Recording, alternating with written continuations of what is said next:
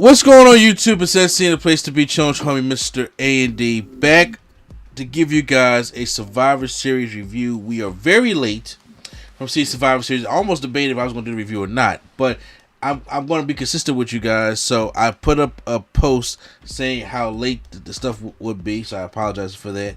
But yeah, Survivor Series. Also joining me is not Deion for Prime Time. What's up? What's up? And the man, the myth, the reality, the revolutionary, Q-Flow, Flow the Rookie. We here. Yeah. So, guys, we're back. We see Survivor Series. Obviously, hope you guys are gonna get ready have a wonderful Thanksgiving holiday and get ready to do all your shopping and just to enjoy the holiday season and stuff like that. And this is the last pay-per-view for WWE this year. They took out TLC. There's no TLC because we got to focus on day one, which is January 1st, 2022 is the next pay-per-view. So this is how they ended. How are we going to end on The Rock's 25th anniversary of Survivor Series? Will The Rock be there? It's Raw versus Smackdown. It's in Brooklyn, New York. So how are we going to do this? Well, I can say WWE dropped the egg. Now, obviously, there's some opinions about this on this stuff, things, but me and Q saw the show. Prime did not see the show. Prime was a little bit busy. You guys can hear about that on our next podcast. But at least for Nerdgasm. So we're gonna go over, the stuff that we like about Survivor Series, what we did like about Survivor Series. Overall, like I said, me and Q have different opinions, and that's the good thing about it. So we can talk about it. Overall, I thought this show absolutely sucked, and I'm gonna give you my reason for it throughout the pay-per-view. Q Flow, how did you feel overall about the show? Overall, I feel like it definitely could have been better. I don't, it's definitely a low grade pay-per-view.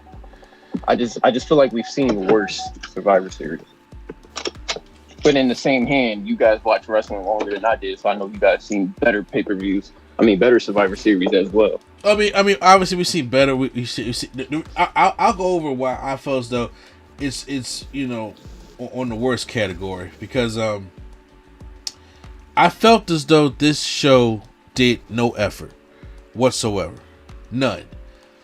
It's something when you book a show and it just turns out just bad, or the expectations are so damn high that it falls short. The booking of this show was non-existent because they didn't care.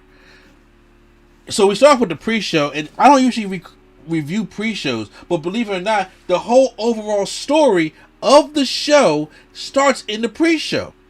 We have Shinsuke Nakamura representing SmackDown as Intercontinental Champion, taking on Damian Priest representing Raw for the United States Championship. On paper, this should have been a good match, but there was just no heat behind it. Rick Boogs is there. He's sitting there playing the guitar. He's getting on Damian Priest's nerves the whole time. And Damian Priest actually to the point where he played the guitar the second time. He says, "If I gotta come out here and tell you that, you don't let me come out here and tell you this again, to stop playing that guitar." And I was just like, why are we focusing on this damn guitar? So Damian Priest is about to take Nakamura. I'm not giving a full breakdown of any of these things.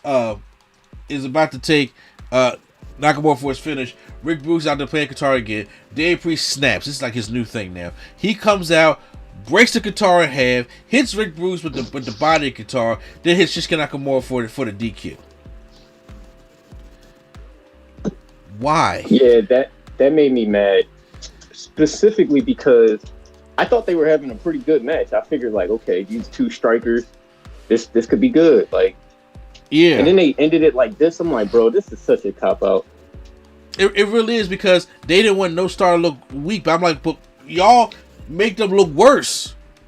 This is the problem when you do a Raw versus Smackdown thing and y'all have no winners and stuff like that. And then, so all the people that Vince did not fire is backstage. Yeah, I've seen this. Yeah, and they see the limo pull up. And then Vince comes out and they all cheer for Vince McMahon like, "Thank you for not firing me this round," because a lot of people I see in that crowd is going to go the next round. But Vince McMahon pulls out Cleopatra's Egg. What? This is Cleopatra's Egg. If you did not see Red Notice, which is The Rock, Ryan Reynolds, and Gal Gadot's film. You don't know what the fuck this is. Now, lucky for all of us, we see Red Notice, right? Uh-huh. So, he pulled out the egg, and then I was just like, first of all, this is on a pre-show. Why? And then, okay, real quick. So the way that this was explained to me, this is not the egg from the movie. This is the real egg that was based in the movie. That's Vince's words. And his pal, Dwayne, gave it to him. And it's worth $100 million? Yes. And The Rock just giving away $100 million of an egg? Because... Exactly. He look, you better make a mistake, I'm gonna let you make it. So, now we go to the main show. So the main show kicks off with a champion versus champion, no shit. Becky Lynch supporting the Scarlet Witch thing going on. Raw Women's Champion taking on Charlotte, the SmackDown Women's Champion. My personal opinion, best match of the night. All I was seeing was Becky's gear on Twitter. Yeah. This matchup actually had the heat because of what's been going on behind the scenes or whatever the case may be. And they look like they was actually shooting on each other at one point. Now, I seen parts of this match. This is the only match I went back to go see. Well, that I was looking at. There were some parts where it was like they were legit, like just looked like they were just really not getting along. No, there wasn't. There was a little bit figure four spot was weird. Yeah, there was like there was a little more pepper behind the slaps and the punches. Charlotte Moonsault still sucks. She's trying to do the Andrade. Becky Lynch catches her in the figure four. Don't even fully put it in. Speaking of that, people on the internet believe that they have broken up. I was going to talk about that on the podcast this weekend. Well, all right. We don't need to say before the podcast because I really don't care about it like that. I'm just saying they broke up. No, I do understand, but just like I was going to say for the podcast, like, did you hear Hit Row on Busted Open Radio? I have not because I did not listen. It was only, if Swerve Scott was not there, it was only the other two members. So I did not. But it was still good. It's intriguing of what happened to them, and that's just like, it pissed me off. But I'll talk about that more on the weekend. Well, you knew it was gonna make you mad because for one, they got fired. Like that automatically makes you mad, and then to listen to them talk about their interactions with Vince, of course, it's gonna make you mad. So Charlotte versus the pressure, and then we get Becky hits a man handle slam, rock bottom, and I like how Michael Cole talked about so. It was like a rock bottom like maneuver. I'm like, it's just the rock bottom. It's all it is. Mm-hmm. Just like that was cynic. All night, the Rock shtick. Bro, we get all that shit. So. Okay, I don't know if you seen AEW Full Gear, but this is WWE's version of AEW's tribute. Yeah, the Eddie tribute show. Oh, the Eddie tributes. Yeah, I've seen the highlights. So they guys. So the Charlotte, does the rope break shit. Then Charlotte tries to roll up Becky, but the referee sees her hands on the ropes, and then Becky does the same thing to Charlotte, but the referee doesn't catch Becky, and she wins. And Charlotte got the how you got me, bitch, look on her face, like trying to hide anger through a smile type thing. And they took this shit and walked off. And I was just like, all right, that's the end of this shit. Was it the best match on the card? My personal opinion, yes, it was. Plus the main event, but other than that, that's what it was. This match was so good, it had people fighting over Becky for it. They showed The Rock coming in at the 1996 Survivor Series match, which was actually a good matchup in '96. So the debut, yeah, that whole match with Goldust and Hunter Helmsley and Jerry Lawler and Crush. Say what? And Crush. Yeah, they was really like that's back when they was like the mid cards actually like wrestling. You know what I'm saying? It was like a 20-minute match. And Goldust was like hanging in that joint, man. That's the match I was looking at like, yo, Goldust can really wrestle.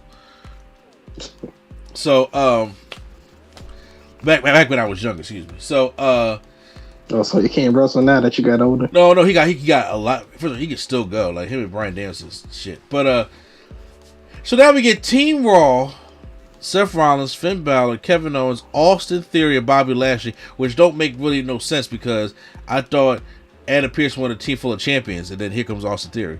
Then we got Team SmackDown, Drew McIntyre, Jeff Hardy, King Woods, Happy Corbin, Sheamus. Would they be able to coexist? I don't know because Kevin Owens is arguing for jockeying for position for Seth Rollins, and then as the match starts, Kevin Owens walks out. Yeah, Kevin Owens is eliminated again. Why am I? Didn't he do that? Him and Sammy did that. What, 2 years ago? No, Seth Rollins did that shit last year. There wasn't. Well, no, Seth Rollins he got pinned. That was he took a move. Yeah, he took the pin. I remember that. He sacrificed himself. KO but, just like, didn't Sami Zayn and Kevin Owens, they walked out on SmackDown. This is back when Kurt was No, they just came out to beat up Shane. It wasn't like in the match or nothing. I sorry for me to remember. Happy they came out to beat up No, Shane, yeah, because I remember they dipped on SmackDown, they got fired, and then they tried to go to Raw, and Kurt was like, "Hey, maybe TNA is hiring." I do remember the TNA joke from Kurt Angle. Yeah, because they walked out on SmackDown. Yeah, but I don't think it was a Survivor Series match though, because Owens and Zayn never been on the same Survivor Series team.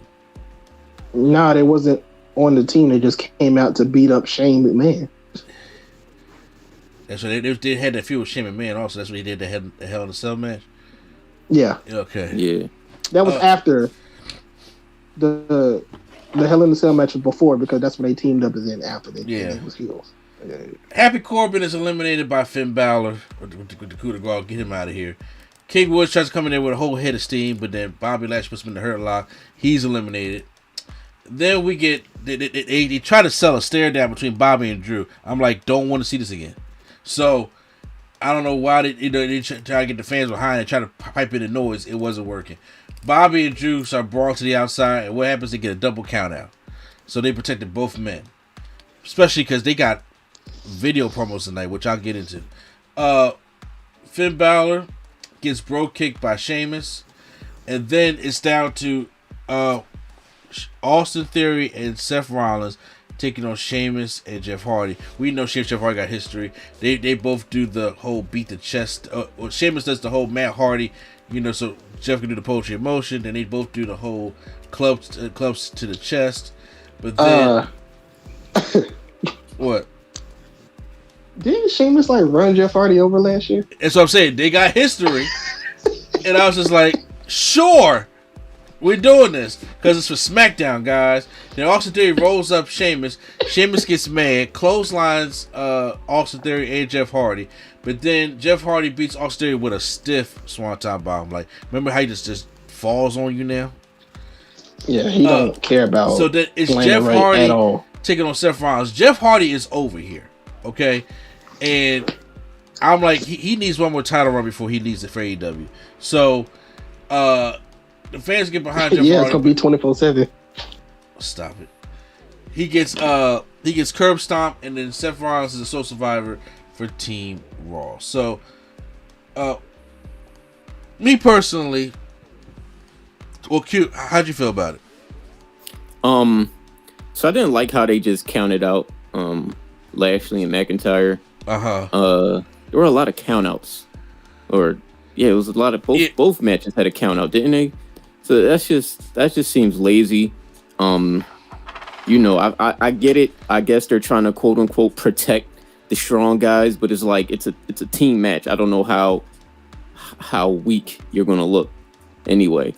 So I don't know. I didn't like that, especially because I felt like they took all day getting Lashley in there. I'm like, yo, if y'all don't get this powerhouse in the ring, and then I'm sitting here and like, well, SmackDown still has Sheamus, and not for nothing, Sheamus is a strong dude. So y'all getting rid of, whatever.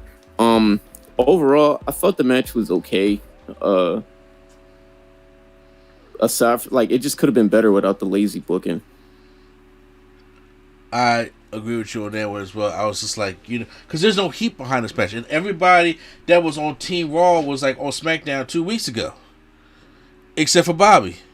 Yeah, and I'm like, so. And again, like Austin Theory being like the odd man out because you're not a champion. Yeah, Adam Pearce kind of shot himself in the foot with that one. Exactly, and everybody that was on SmackDown was on like Raw except for Corbin, and I'm just like, y'all just had the draft, so none of this feels like we're truly fighting for our brand here. It was just so lazy put together, and I don't know what they're doing with Bobby Lashley and Drew McIntyre, because here's the thing: they showed a promo of The Rock. Another promo of The Rock. Then right afterwards, literally right after, Drew McIntyre has a whole vignette of him coming up in 2009 as a chosen one, getting fired, then coming back again. Oh, and I'm he like, have a special coming up? I don't know. They didn't say anything, because Bobby had the same thing throughout the night also. Yeah. Talk about him growing up and having a champion. I'm like, what are we building to here? I don't know. I really don't. Because this shit was terrible next. They had the Rock's 25th anniversary 25-man dual brand battle royal. How did this make the real show? Because everybody thought since it's on the real show, actually something might happen since it's not on the pre-show for once. Yes. Oh, and by the way, this, guess what the winner gets, Prime? Guess! Please guess. It's not a title shot. No, it's not. It was no title shot.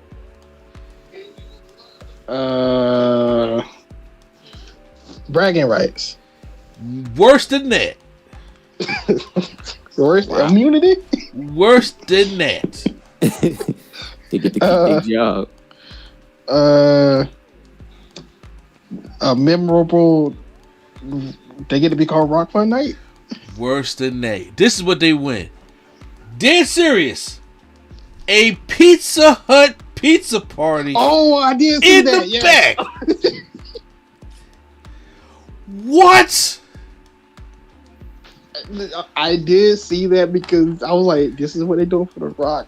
This is probably why The Rock didn't want to show up. The Rock. This is Dwayne motherfucking Johnson, alright? This is one of the greatest black and Samoan wrestlers that ever lived. And you mean to tell me his Memorial Battle Royal, the winner, gets a Pizza Hut pizza party at a pizza place that barely don't even exist anymore, because I can't find that in my location unless I go up to Castor Avenue, and you mean to tell me that's what the winner gets?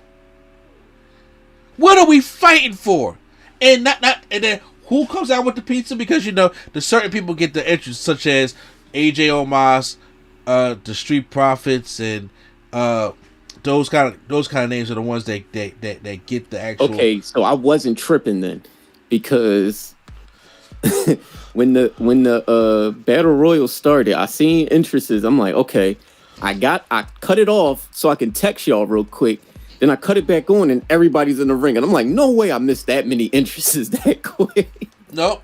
Only the important people got the interest. So I'm gonna just run this shit down real quick, because it didn't really matter. And Omos was supposed to be the star of this whole thing, okay? But in the middle of the match, R-Truth goes outside and gets a slice of pizza. I'm not lying to you, Brian. Comes back. Just real quick. What is up with JR sharing these pictures of him getting like surgery and stuff, and be like, "I'm alright, guys. Dynamite tonight." What is up with that? I mean, well, he will show you about it. There are people that still care about JR. There, Brian. I know, but I'm saying last time he did it, he just randomly posted. He's like, "Here's my foot. I got foot cancer." But Dynamite is tonight. Like, what does that have to do with Dynamite? Right, sorry. Look, sorry. I don't know, man. I'm so sorry. So sorry about that. R-Truth comes in, gives Otis a slice of pizza. Otis starts eating the pizza. R-Truth pats him on the back. I guess Otis ain't like that. So then Otis starts eliminate R-Truth. And I'm just like, what was the point of all that? Then we get, you know, the final people as Omos is eliminating, like, cause they had a stare down between Omos and Shanky. Who cares? Oh, and then you realize how Shanky, like, big Shanky really is. But I was like, but yeah, that's the only thing that like I'm saying, like, damn, all right, they looking eye to eye. But after that, it was just like, all right, I really don't care. Yeah, but you know, all that Commander Aziz, he eliminated all of them. There was a one point where Commander Aziz and Omos was fighting over AJ Styles, and there was a thing like them tug of warring AJ Styles over the ropes. Mm-hmm. But then somebody knocks Omos, AJ gets eliminated. So now it's down to like all these black dudes and Cesaro. It's just like it's like the Street Profits, Ricochet, Omos, Cesaro that's left. They eliminate the Street Profits. I think Montez Ford had a Michael Jackson glove on. Then he eliminates who the fuck? Cesaro. And then it's down to Omos and Ricochet. So I'm thinking like, well, at least give Ricochet something, right? No. It's down to Omos and Ricochet. You know Ricochet's not winning. Exactly. So Omos wins the match. Wins the fucking pizza party. Nah, I seen this part. And I was just like, and then fuck your pizza party. You ain't getting no pizza. Yeah. The Street Profits steal the pizza. Was throwing pizza into the audience and it was hit people post COVID. And I was just like, why would they do that? Why do I want pizza from your hands that you done been wrestling? Exactly. Throwing in the crowd. Touching sweat people. Yeah. Come on, man. And it's real pizza here, people, y'all. Real Pizza Hut pizza. They had that whole little 3-box special thing. Pizza Hut not even worth the Battle Royal. It ain't. Whoa, come on now. I mean, Pizza Hut used to be where kids go to have dinner. Pizza Sit down with the red cup. Boy, how far they fell. They haven't fallen further than Domino's, but they did fall something. They fell because people don't do mainstream pizza no more. They just do their local pizza joints. Yeah. So next matchup, RK Bro taking on the Usos. The match was boring. RKO. Let me tell you this before. What'd you say? Let me say this because I hear Prom gearing up. I wasn't even about to say nothing. Once I got on social media and they were like talking about Orton making history with the most pay-per-view matches, I'm like, okay, well, we're losing this one.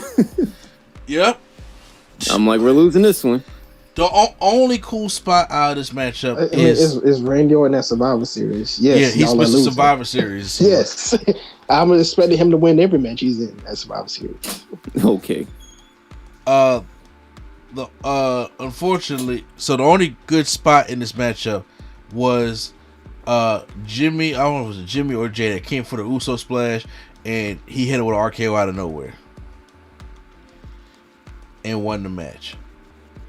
But it was really nothing to it. So it's a typical Usos Tag Team Survivor Series match, basically.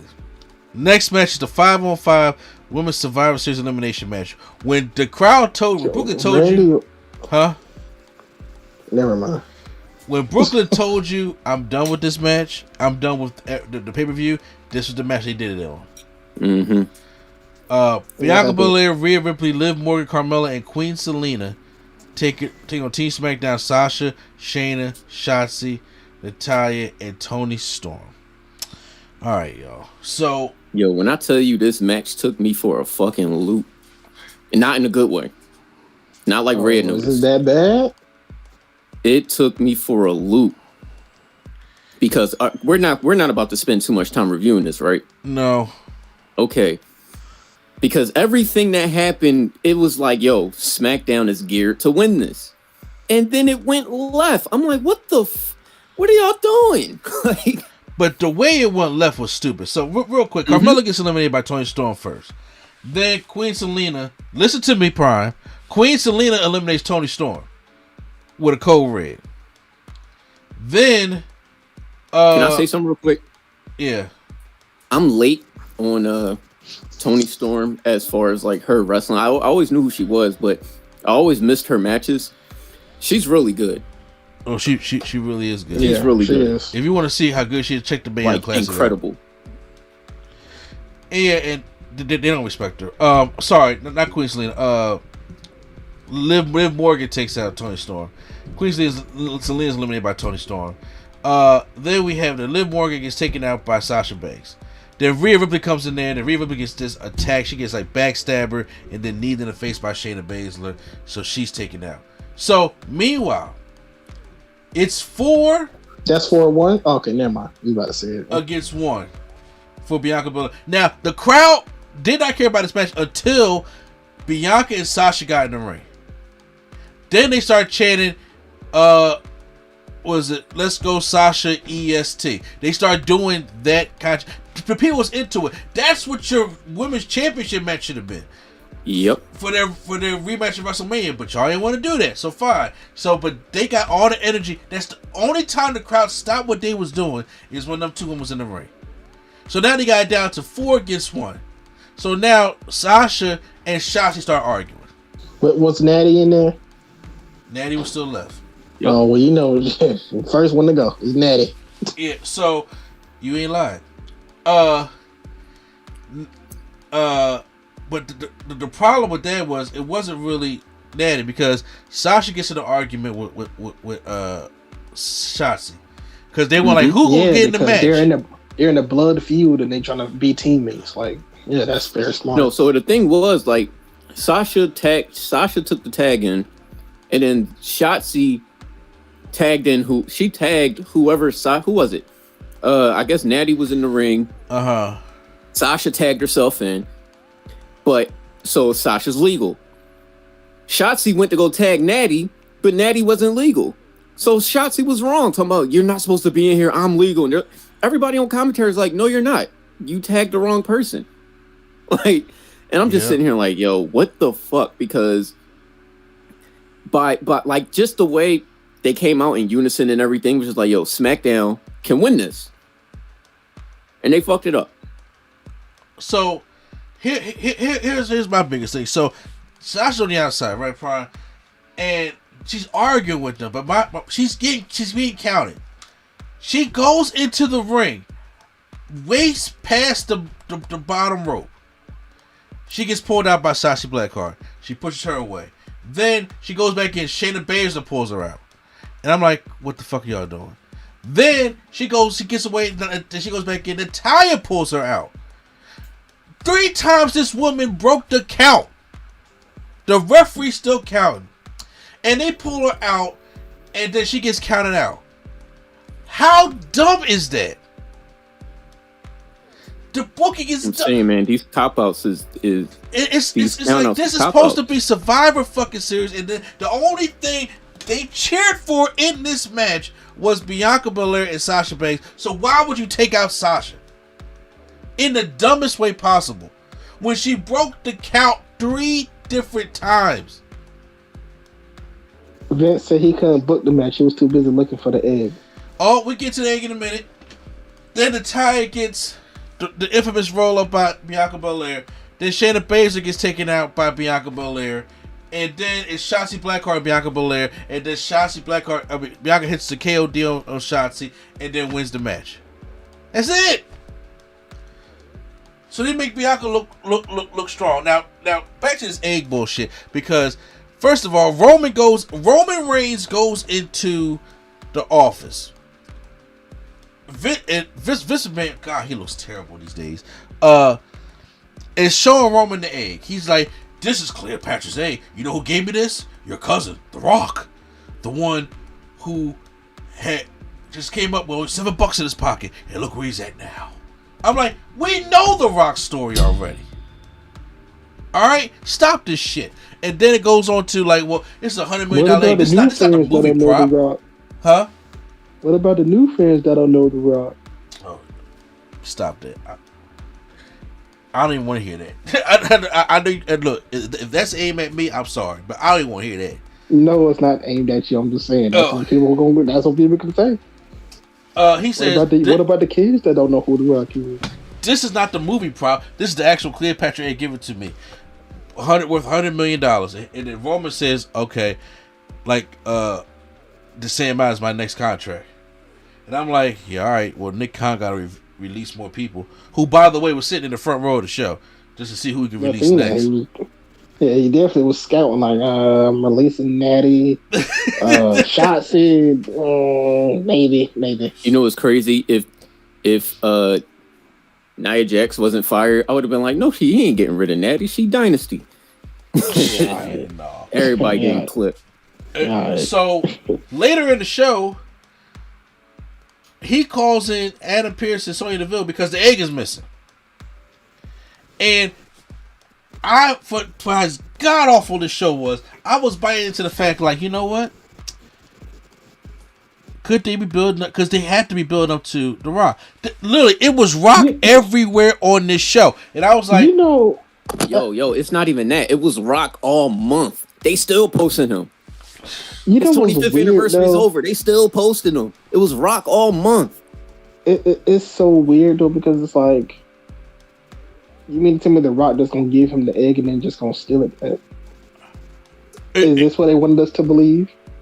Exactly. So the Rock has time to give him an egg and then steal it from him. Exactly. That's how he was making it seem. And then after that, they're trying to find the egg. We go into the main event. The main event is Roman taking on Big E. Now, the first half of this match was kind of slow, and then it picked up once Big E sacrificed himself and speared Roman to the outside. Then things started getting.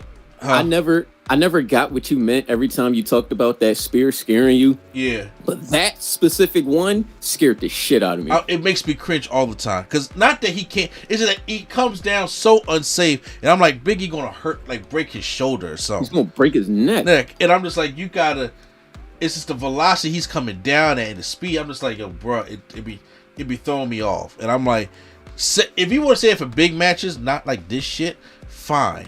But don't do that on a regular Raw, you know. But the match it started picking up good at the end. Roman hits some Superman punches off the steel steps. Big E hits a stretch muffler on Roman. That was good to see. Then he hits the big ending on Roman out of nowhere, but Roman grabs the ropes with the rope break, and then Roman tries to go for the spear again. Big E tries to go for the spear the ropes again. Roman catches him in a sleeper. Big E picks him up and powers him out. Tries to go for another big ending, but he gets hit with a second spear, and Roman wins the match. Okay, at the end they start picking it up. He got excited, and I was like, okay, they were doing the whole thing. Probably they was lingering on Roman. He was pointing to the ones. He was celebrating. Big E rolled out the ring. You're like, all right, so is he coming or is he not? And they milked this shit for a good while. Wait till he got to the ramp, and then the whole copyright thing went off, and nothing happened. Nothing happened. They did all this build up for The Rock all night. I said, wait a minute. You mean to tell me this egg crap is a Raw storyline? Is it though? Because we found out what happened. No, but what I'm saying is it's going to carry over into Raw. That shouldn't even been a thing. So the reason that's why this pay-per-view to me gets an F. It gets a thumbs down. It's one of the worst this year because. Damn, you know what's crazy? Now that we've broken it down, this is definitely bad. The effort was none there. It was really, they don't care about Survivor Series no more. They literally dangled a carrot in front of your face and made you believe, because there was one point at the beginning, I'm like, The Rock ain't coming, but throughout the show, I'm not gonna lie, I bit the bait like, damn, the way they're building this is that The Rock gotta be here or do a video or something or whatever the case may be. But no, The Rock put over Impact Wrestling better than he put over Survivor Series. Alright, and that's the fact. And they had us thinking about that shit all night. They had no good, other than Becky and Charlotte, which was, you know, had the realism behind it. And the end of the Big E and Roman Reigns match, everything else was stupid. The booking of the women's match was stupid. They show how they felt about that matchup. Omos winning a pizza party is stupid. Why? RK Bro and Matt Riddle and Usos, nobody care anymore. The Raw and the SmackDown team, they're fighting for nothing, and there's nobody on that. It's like the opposite teams are fighting each other, and nobody gives a shit. They don't care. And when they don't care, you don't make a compelling show. So when you don't make a compelling show, this is what the fuck you get. You get this terrible ass Survivor Series. And that's the way we end off the 2021 year when it comes to pay-per-views. So when it comes to my pay-per-views of the year, right, this is the worst one. Out of everything I've seen this year, from the Royal Rumble to WrestleMania to even SummerSlam to Money in the Bank to, you know, Extreme Rules that was not that much extreme, to all that bullshit that they had, this was the worst one this year because of how much they did not care. So, what's your rating, Q? Yeah, no, it's a failing grade. So, once I look at it, yeah, like once I had to run it back in my mind. It really wasn't that good. I'm sorry, I just those things I can't do. But guys, that's our Survivor Series review. Stay tuned. Like I said, hope you guys have a happy Thanksgiving out there, and then you guys can join us for the podcast this weekend where we answer, you know, your questions that you left for us. And I hope you guys enjoyed the holiday season as we count down to episode 200. So I'm very excited for that. So once again, this is NCM Place to be Cho Mr. Andy, not Deion Sanders for Primetime. All right, y'all. And the man with the reality revolutionary Q for the rookie. All right, y'all take it easy. All right. And the Nerd Coalition is out.